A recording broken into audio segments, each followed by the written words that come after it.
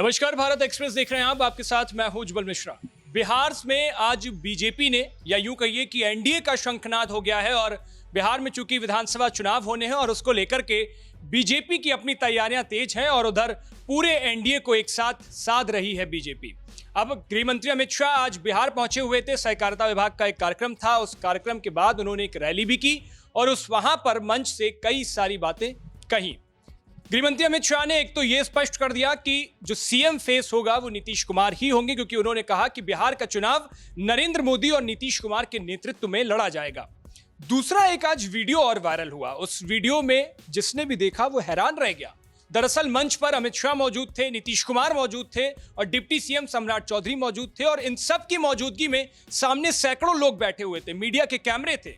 वहां पर सहकारिता विभाग का कार्यक्रम था। एक अधेड़ उम्र की महिला को वहां बुलाया जाता है, उसको शील्ड दी जाती है। गृह मंत्री अमित शाह एक चेक भी देते हैं और उसी दौरान नीतीश कुमार ने कुछ ऐसा कर दिया कि वहां वो चर्चा का विषय बन गए और सोशल मीडिया पर उनका वीडियो वायरल हो रहा है। उस महिला का नीतीश कुमार ने न सिर्फ हाथ पकड़ा बल्कि कंधे पर हाथ रखकर उससे फोटो खिंचाने लगे और ये सब देखकर सम्राट चौधरी समझ गए और उन्होंने उसका हाथ उनका खींचा और फिर मामला रफा दफा हुआ। लेकिन इसका चूंकि वीडियो बन गया, सोशल मीडिया का जमाना है और सारा वीडियो वायरल हो रहा है। इन सब बातों पर चर्चा करेंगे कि आखिर नीतीश कुमार क्या वाकई किसी गंभीर बीमारी से जूझ रहे हैं, क्योंकि ऐसा पहली बार नहीं था। और दूसरी चर्चा बिहार के विधानसभा चुनावों को लेकर होगी, जो आज बिगुल फूका है गृह मंत्री अमित शाह ने। हमारे साथ हमारी सहयोगी श्रद्धा मैडम होंगी।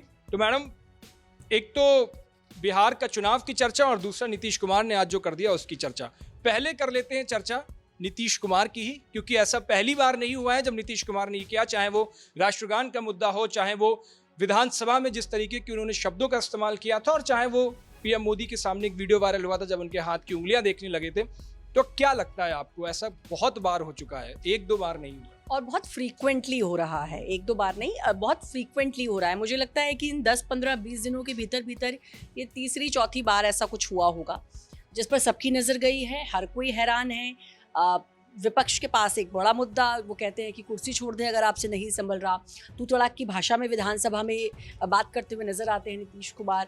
आज जिक्र किया कि शील्ड देते हुए महिला का कंधा पकड़ लिया। सम्राट चौधरी को समझ में आया, जैसे तैसे उन्होंने उनको रोका। दूसरी चीज़, ऐसी अजीबोगरीब हरकत पहली बार नहीं हुई। इससे पहले राष्ट्रगान का मुद्दा हर कोई जानता है। अच्छा, इसमें भी दो बातें हैं। जब आप बीजेपी के साथ आपका गठबंधन है और एनडीए दल जब मिलकर लड़ रहे हैं तो बीजेपी राष्ट्रगान को लेकर कितनी सेंसिटिव दिखाई देती है। चाहे इससे पहले कितनी बार ये मुद्दा उठा हो कि थिएटर्स में जब आप जाते हैं तो पहले राष्ट्रगान बजेगा, ये कितनी बार ये मुद्दा उठा है, इसका विरोध हुआ है। तो बीजेपी की जो सेंसिटिविटी है या बीजेपी की जो लाइन है उससे थोड़ा सा ये हटता हुआ मामला नजर आया। एक तो ये बात। दूसरी ये बात कि ये चिंता का विषय हो जाता है कि वो सत्ता पर है, उनके हाथ में पूरी सत्ता है, वो पूरे प्रदेश को संभाल रहे हैं, लेकिन अगर वो किसी गंभीर बीमारी से पीड़ित है तो क्या इसकी जानकारी किसी को नहीं है? क्या उनके साथियों को नहीं है? क्या उनके साथ की जो पार्टियां उसको नहीं है, या फिर बीजेपी को नहीं है? और अगर है तो क्या उसे नज़रअंदाज किया जा रहा है? क्योंकि नीतीश कुमार जब ऐसी अजीबोगरीब हरकत करते हुए देखे जाते हैं तो ये तो समझ में आता है कि उनको खुद नहीं पता कि वो क्या कर रहे हैं। और अगर उनको खुद नहीं पता कि वो क्या कर रहे हैं तो आप सोचिए कि आप तो फिर एक प्रदेश चला रहे हैं, तो वो प्रदेश कैसे चल रहा है? वो डगमगाएगा। और विपक्ष के पास ये बड़ा मुद्दा है। मुझे लगता है कि इस पर अब काम करने की जरूरत होगी और किया भी जा रहा होगा, ऐसा नहीं है। अच्छा, दूसरी बात जो आपने कही, क्योंकि अमित शाह का 2 दिवसीय दौरा बहुत अहम माना जा रहा था। कल पहुंचे वो पटना, आज गोपालगंज में उन्होंने सभा को संबोधित किया और आपने सुना होगा पहली जो लाइन थी, मेरे जिगर के टुकड़ों, यहीं से शंखनाद, यहीं से बिगुल बज गया था। तो ये समझने वाली बात है, क्योंकि बीजेपी की स्ट्रेटजी और अमित शाह को चाणक्य कहा जाता है। तो आप ये समझिए कि किस तरीके से बिहार में उन्होंने कदम रखा है और किस तरीके से शुरुआत की है। और बीजेपी को बड़ी नब्ज टटोलना आता है कि पब्लिक की नब्ज क्या है, कैसे, चाहे वो इमोशनली हो, चाहे किसी भी तरीके से, चाहे वो सनातन की बात करके हो, बीजेपी नब्ज टटोलना जानती है। दिल्ली के इससे पहले विधानसभा चुनाव थे, उसमें भी बिहार उठकर आ गया था, बिहार का मुद्दा आ गया था। तो बीजेपी को बहुत बेहतर तरीके से पता है कि एक सीट दी थी बीजेपी ने एलजेपी को, जेडीयू को। बिल्कुल। तो अब बीजेपी को ये पता है कि कैसे नब्ज टटोलनी है। लेकिन चुनौतियां हैं। एक सबसे बड़ी चुनौती मुझे लग रहा है कि अगर इस तरह की नीतीश कुमार की अजीबोगरीब हरकतें आने वाले समय में भी बढ़ती रही, या बहुत फ्रीक्वेंट सामने आती रही तो ये ज़रूर मुसीबत का सबब बन सकती है, क्योंकि मैं फिर वही बात कहूँगी कि आपके हाथों में सत्ता है, और सत्ता अगर किसी ऐसे शख्स के हाथ में है जिसे मानसिक तौर पर कुछ बीमारी है, वो तो खैर अभी जांच का विषय हो जाएगा कि क्या है बीमारी, और अगर है वो भूल जाते हैं, उनको नहीं पता वो क्या कर रहे हैं, तो फिर ये बहुत चिंता का विषय है। और मुझे लगता है इस पर सभी को मिलकर बात करनी चाहिए, और अगर हो भी रही हो तो हो सकता है आने वाले समय में पता चल जाए। आज नीतीश कुमार ने अमित शाह से माफी मांगी और कहा कि 2 बार गलती होगी, अब दोबारा नहीं होगी, ये दोबारा ऐसा नहीं होगा। तो अब ये सारी बातें जो हैं, अब ये सोचने समझने पे मजबूर कर देती है कि जो ये चाबी है पूरी तरीके से बीजेपी के हाथ में है, ये तो आप भी जानते हैं, और बीजेपी को पता है कब उसे क्या काम करना है, इसलिए बीजेपी बहुत मजबूती के साथ उभर कर आई है 2014 के बाद से। अच्छा, इसमें एक चर्चा ये भी फिर खड़ी हो सकती है कि बीजेपी जानती है, आपने कहा चाबी बीजेपी के पास है, नीतीश कुमार को बार बार मंच से ये कहना पड़ता है, चाहे वो प्रधानमंत्री मौजूद हो, गृह मंत्री मौजूद हो, उन्हें ये कहना पड़ता है कि हमसे 2 बार गलती हुई, अब हम नहीं जाने वाले हैं, वहां चले गए थे गलती से। अगर बीजेपी के हाथ में चाबी है तो फिर नीतीश कुमार का सहारा लेकर क्यों चुनाव लड़ा जा रहा है? अपना आदमी क्यों नहीं खड़ा किया जा रहा है? महाराष्ट्र में तो ऐसा ही हुआ ना, देवेंद्र फडणवीस को खड़ा कर दिया। बिल्कुल किया, लेकिन आप ये सोचिए कि सेंट्रल का क्या हाल है। जब लोकसभा चुनाव हुए तो नीतीश कुमार कितना अहम रोल प्ले कर रहे थे, आपको याद होगा, क्योंकि सोशल मीडिया का ज़माना है, आपने जिक्र किया, आपको याद होगा जब आप रील्स स्क्रॉल करते हैं तब यही होता कि नीतीश कुमार भाई पलटे ना, यही तब भी बात हो रही थी।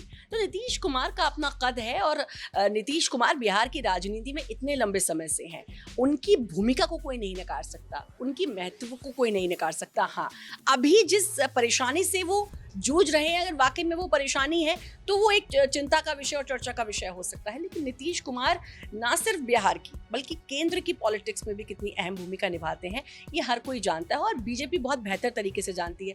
बीजेपी को साधना बहुत अच्छे से आता है, यही वजह है कि आज बीजेपी हर जगह, लगभग हर जगह काबिज है। अब बिहार का जो चुनाव होना है, क्योंकि विपक्ष के पास भी अब काफ़ी मुद्दे आ चुके हैं, प्रशांत किशोर अपनी पार्टी लेके आ चुके हैं जो कि वोट काटने के लिए मुझे लगता है कि अच्छे खासे वोट काट सकते हैं। तो अब बीजेपी के सामने ये सारी चुनौतियां हैं, लेकिन फिर भी बीजेपी बहुत मजबूत स्थिति में है, और नीतीश कुमार का चेहरा इसलिए बीजेपी को भी मंजूर करना पड़ा क्योंकि अब से मुझे लगता है तकरीबन 1 महीना पहले मैंने ही यहाँ पे खड़े होकर हमारे वरिष्ठ जो पत्रकार हैं प्रवीण जी के साथ खड़े होकर बात की थी, तब तक, उससे पहले तक नीतीश कुमार के चेहरे की बात नहीं हो रही थी, और उसी दिन इस बात का ऐलान हुआ था कि नीतीश कुमार के चेहरे पर ही बिहार का जो चुनाव है वो लड़ा जाएगा।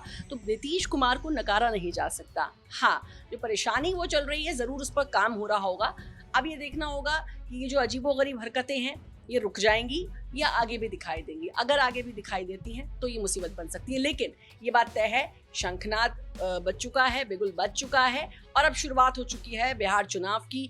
विपक्ष पूरी तैयारियों में जुटा हुआ है, लगातार मुद्दे लपक रहा है, लगातार नीतीश सरकार को घेर रहा है, और तो वहीं दूसरी तरफ अब जो सरकार है, एनडीए के घटक दल है, वो मजबूती से उभर कर अब सामने आ रहे हैं। अब इंतजार है चुनाव कब होंगे और कब नतीजे आएंगे, और जनता का क्या मूड है, खैर वो तो तभी तय होगा, क्योंकि आज का जो ज़माना है, जनता को पकड़ पाना, जनता की नब्ज़ को पकड़ पाना एक्चुअली थोड़ा मुश्किल हो जाता है, क्योंकि जनता बहुत स्मार्ट हो चुकी है। बिल्कुल, तो बिहार में बीजेपी ने शंखनाद कर दिया है और एनडीए के साथ वो साथ करके ये चुनाव लड़ेगी।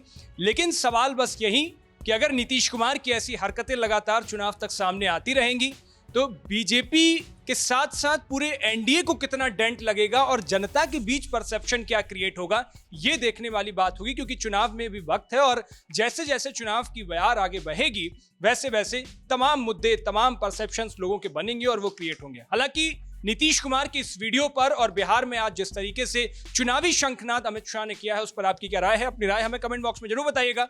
देश और दुनिया की बाकी तमाम खबरों के लिए देखते रहिए भारत एक्सप्रेस।